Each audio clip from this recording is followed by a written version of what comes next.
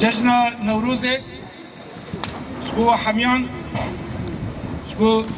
مربط شهیدان قبل ما اسیر و تبایی شربان ما و گلی کرد ام پیروز دکن نوروز شبونا گلی رجلات نابین شبو گلی آسیا وکی روجا تسبیک سال نو شبو سر سال نو شبو تسبیک بهاره ته پیروز کرن نجبو گلی کرد وقتی که خوی جدا ہے گلی کرد وکی جشن برخودانه جشن هبونه پیروز دکه جبر کو ج 612 بری میلاده جکی کو دولت کردی آیا کم هات شکل امپراتوریا مدیا و رجلات نابین ج ظلم خلاص کردن جوه روجه ده حتی روجه ایرو گلی کرد وکی جشن برخودانه بجن خوی نتوی بروجه پیروز دکه بستی بعد اب نوروز هیسا جبونا ما گلک وطا خویه هم حالکی ام بیش تندری ایشه داجی ام پیروز کن حالکی داجی وطای خوی جدا جهانه بیرو ام تزانن ام نش شرکی درکتن این گلک باری ما اسیر هنه این باری ما شهید کو عاقبت آن بله هنش بروید ام ایشون کنام هول دادن و ام به مسئله چهار سر بکن متخص کو حتی بروجه داد تأثیر من منی لبخابن این قسمك مایه اواجی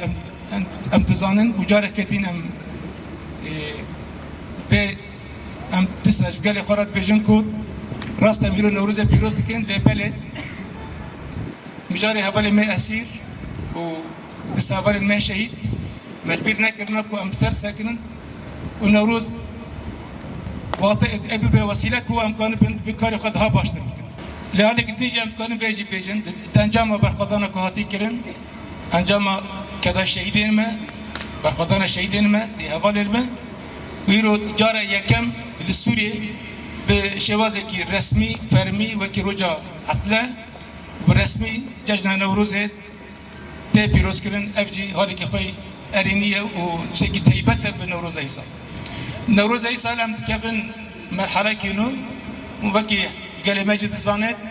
أنا ركبتنا كيه وأنا بدولة سوريا مرحلة انتجراسيون دانا دمجة دانا خبطك دمشاندن هل بتن بروا نوروز برحي نوروز برحي برخدانا نوروز أم هولدن كوبا بواجوه بسرخينن وقال ما كانوا بتهندري أشتي آرامي وجبنا كانوا بيشروا جفا أبابك أم تخبطن نوروز عيسى جبنا مجيء تبوا داوود از خازم بیجی بیجم و بوده مکدریج ام دیجی ده عشر دکن شرکی دریج بعد نزکی با قصار چه بو حوالی ما مرابون گلی مجی دوی شریدا بو لبل دوستی مجی هبون بیزی قوالسیون مرابون بیزی امریکی بون فرانسی بون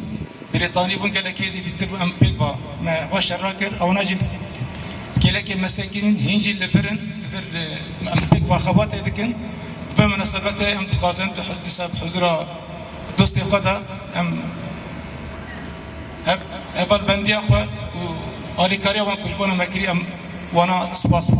وسجردني اتباجم نوروز بيروز بي